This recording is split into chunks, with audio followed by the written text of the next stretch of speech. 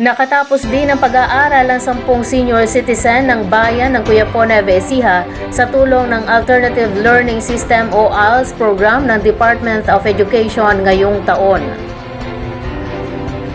Mababaka sa mga mukha ng mga lola ang labis na galak habang naglalakad para tanggapin ang kani-kanilang diploma sa elementarya at high school sa nasabing bayan.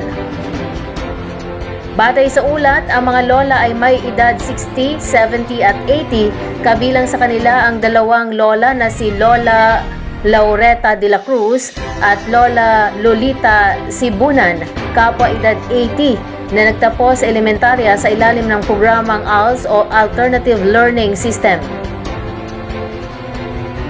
Ang rason ng dalawa kung bakit ngayon lamang nila tinapos ang elementarya ay dahil daw sa kahirapan ng buhay nila noon, kung kaya't nang mabigyan ng pagkakataon na makapag-aral sa pamagitan ng ALS ay hindi na sila nagdalawang isip pa.